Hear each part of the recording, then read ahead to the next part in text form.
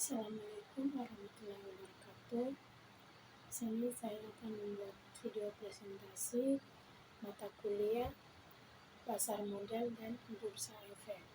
Yang pertama tentang sejarah dan perkembangan pasar modal di Indonesia. Dan yang kedua tentang struktur pasar modal di Indonesia. Pembahasan pertama tentang pengertian pasar modal adalah pasar modal yang memfasilitasi penerbitan dan perdagangan surat berharga keuangan seperti saham dan obligasi.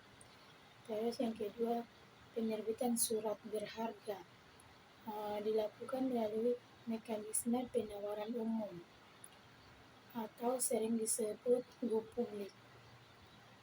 Terus sedangkan pasar sekunder merupakan pasar yang memfasilitasi jual beli atau surat berharga yang telah diterbitkan melalui penawaran umum tersebut.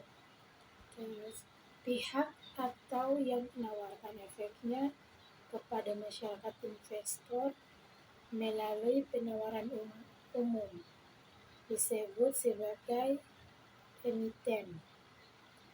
Berikutnya tentang sejarah pasar modal di Indonesia. Masa penjajah, penguasa Hindia Belanda mendirikan Verigit Yorday FDN di Batavia dan sekaligus melalui perdagangan efek pada tanggal 14 Desember 1912. Terus sampai efek yang diperdagangkan pada masa itu adalah saham obligasi perusahaan atau perkebunan Hindia Belanda yang beroperasi di Indonesia. Dan dengan semakin berkembangnya pasar modal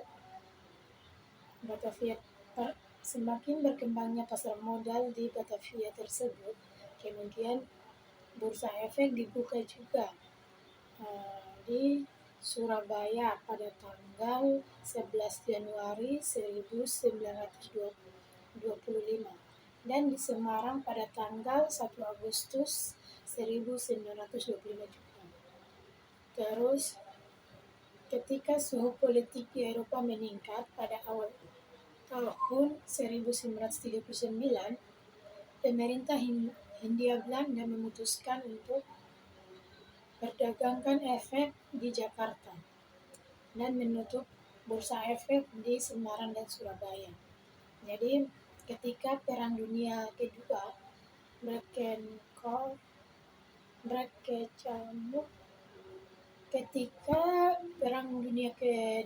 berkecamuk, bursa efek di Jakarta juga ditutup pada tanggal 10 Mei 1940. Dan sejarah pasar dan masa Orde Lama. Di sini masa Orde Lamanya pada tahun 1948.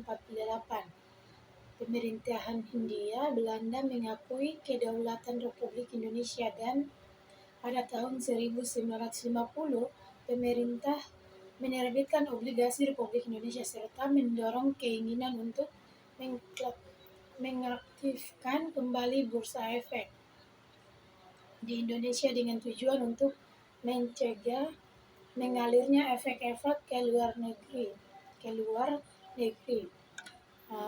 Pada tahun 1958 kegiatan bursa efek berhenti akibat inflasi dan keadaan perekonomian yang tidak menentu sehingga terjadinya penghentian.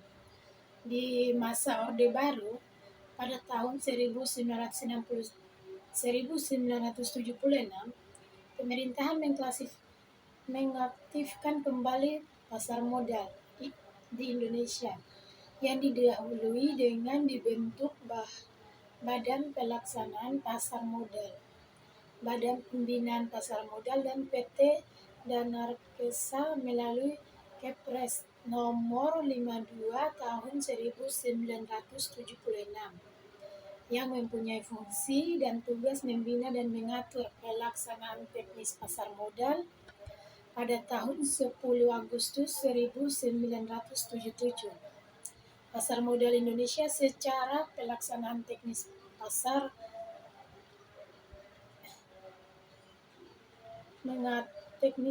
modal pada tanggal 10 Agustus 1977, pasar modal di Indonesia secara resmi diaktifkan kembali, yang ditandai dengan adanya perdagangan saham PT Semen Cibinong.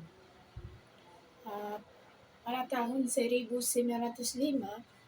merupakan babak baru dalam proses pembelian saham di bursa yang ditandai dengan peluncuran Jakarta Automated Trading System atau JATS, sebuah sistem perdagangan otomatis yang menggantikan sistem perdagangan manual pada tanggal 2 Mei 1995.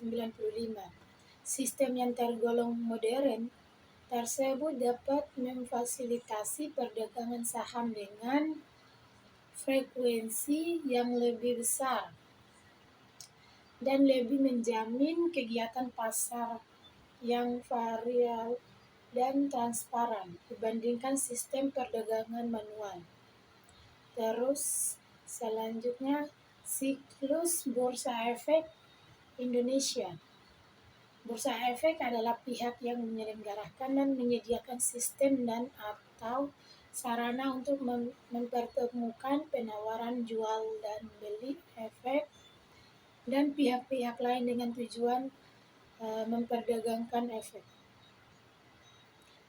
Terus Bursa Efek Indonesia disingkat sebagai BEI atau Indonesia Stock Exchange, merupakan bursa hasil pergabungan dari Bursa Efek Jakarta dengan Bursa Efek Surabaya.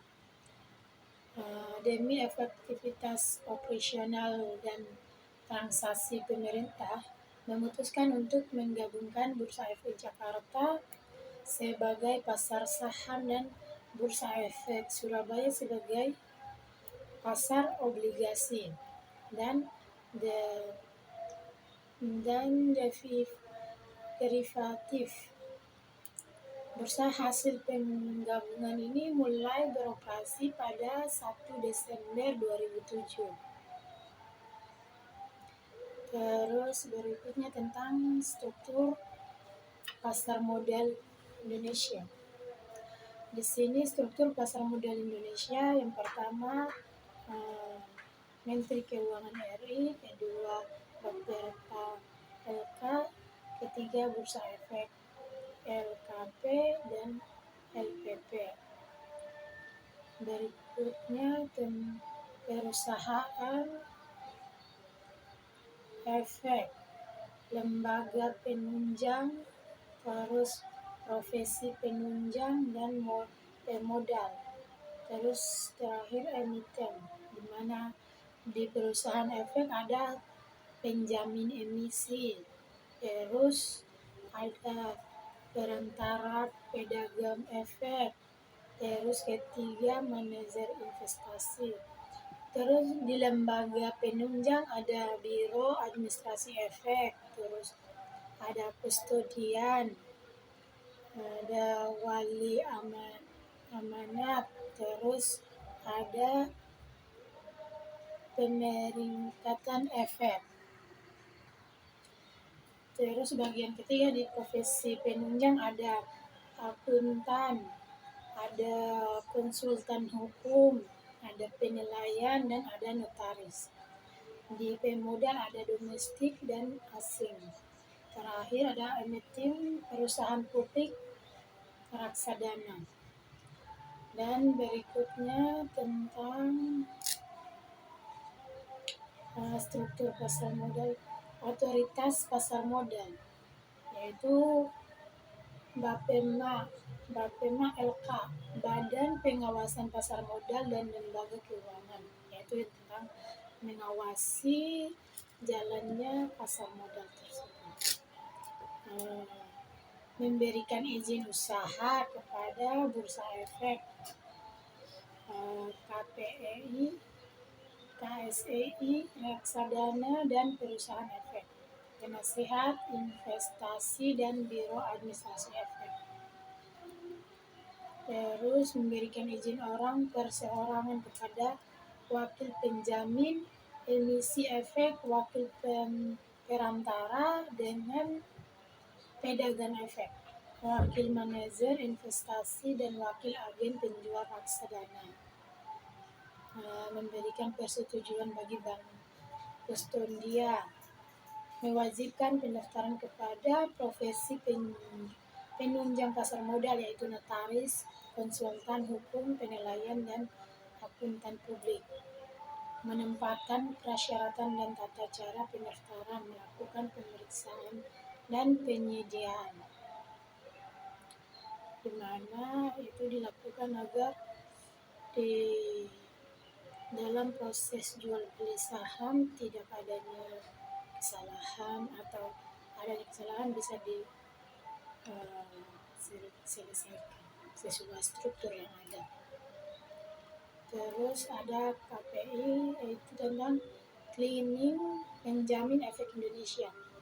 Ruang lingkup kegiatan cleaning yaitu melaksanakan kegiatan cleaning atas semua transaksi bursa efek untuk produk ekuitas, derivatif, dan obligasi pada bursa efek di Indonesia. Melaksanakan proses penentuan hak dan kewajiban anggota keliling yang timbul di transaksi bursa. Terus ruang lingkup yang kedua, kegiatan penjaminan. Melaksanakan menjamin penyelesaian transaksi bursa efek, produk ekuitas, dan produk derivatif. Memberikan kepastian dipenuhi hak dan kewajiban bagi anggota cleaning yang timbul dari transaksi bursa.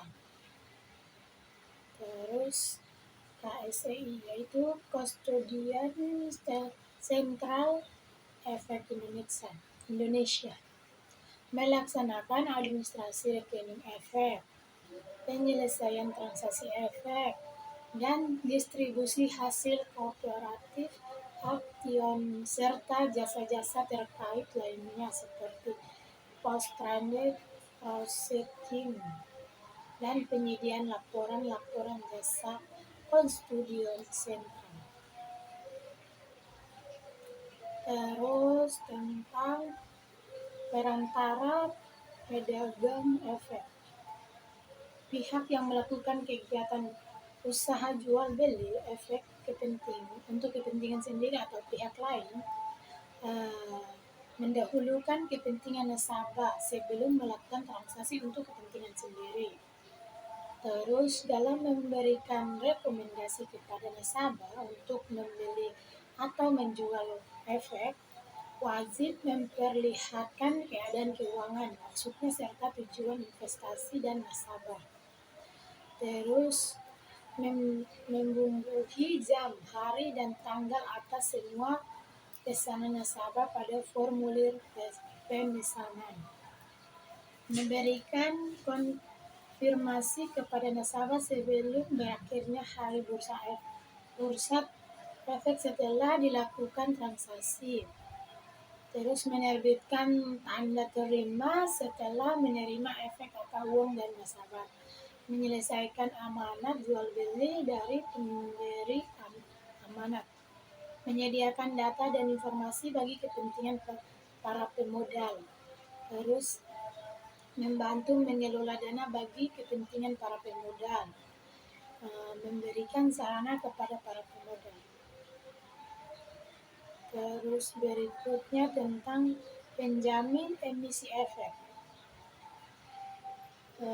Pihak yang membuat kontrak emiten untuk melakukan penawaran umum bagi kepentingan emiten dengan atau tanpa kewajiban untuk membeli sisa efek yang tidak terjual. Mematuhi semua ketentuan dalam kontrak menjamin emisi. Terus mengungkapkan dalam prospektus adanya hubungan afiliasi atau hubungan lain yang bersifat material antara perusahaan efek dan emiten. Manajer investasi, yaitu pihak yang kegiatan usahanya mengelola portofolio efek untuk perusahaan asuransi, dana pensiun, dan bank yang melakukan sendiri kegiatan usahanya berdasarkan perundang-undangan yang berlaku. Mengadakan riset, menganalisis kelayakan investasi, serta mengelola dana portofolio. Oke, mungkin itu saja presentasi singkat dari saya. Wassalamualaikum warahmatullahi wabarakatuh.